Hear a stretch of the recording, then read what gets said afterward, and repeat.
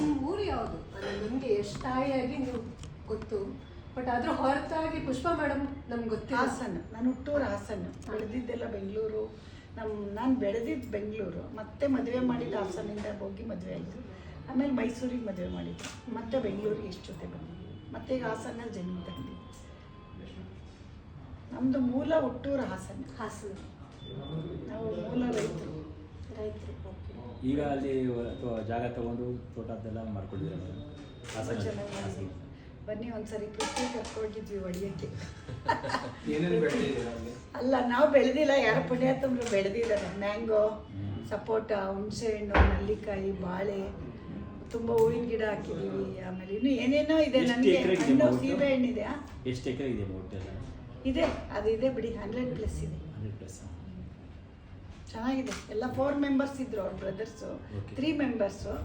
ಎಲ್ಲರದ್ದು ನಾವೇ ತಗೊಂಡು ನಾವೇ ಒಂದು ಬೌಂಡ್ರಿ ಮಾಡಿ, ಬೇರೆ ಬೇರೆ ಇತ್ತು ಅವ್ರವ್ರದ್ದು, ನಾವೆಲ್ಲ ಒಟ್ಟಿಗೆ ತಗೊಂಡು ಮಾಡಿದ್ವಿ. ತುಂಬ ಮರಗಳು ಎಲ್ಲ ಮರ ಹಾಕಿದ್ದಾರೆ. ನಾವು ಸ್ವಲ್ಪ ಖುಷಿಗೆ ಮೊಮ್ಮಕ್ಕಳಿಗೆ ಏನೇನೋ ಹಾಕಿದ್ದೀವಿ, ಅಡಿಕೆ ಮರ ಆ ಥರದ್ದು ಏನಿಲ್ಲ ತೋರ್ಸೋಕ್ಕೆ ಮೊಮ್ಮಕ್ಕಳಿಗೆ, ಇದು ಇಂಥ ಗಿಡ ಅಂತ ಅವಕ್ಕೆ ಕಲ್ಚರು ಬರಬೇಕಲ್ಲ, ಅಗ್ರಿಕಲ್ಚರ್ ತೋರಿಸ್ಬೇಕಲ್ಲ, ನಾವು ಅದಕ್ಕೆ ಬೆಳೆದಿದ್ವಿ. ಬಾಳೆ ಹಾಕಿದ್ದೀವಿ, ನಮ್ಮದೇ ಬಾಳೆಹಣ್ಣು ಇರುತ್ತೆ ಮನೆಗೆ.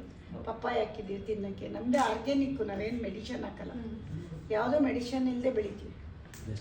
ಕೃಷಿ ಅಂದರೆ ತುಂಬ ಇಂಟ್ರೆಸ್ಟ್ ನನಗೆ. ಎಲ್ಲದಕ್ಕಿಂತ ಕೃಷಿ, ಅಡುಗೆ, ಮನೆ ಕೆಲಸ. ಎಲ್ಲರೂ ಮನೆ ಕೆಲಸ ಬೇಜಾರು ಅಂದರೆ ನಂಗೆ ಮನೆ ಕೆಲಸ ತುಂಬ ಇಷ್ಟ.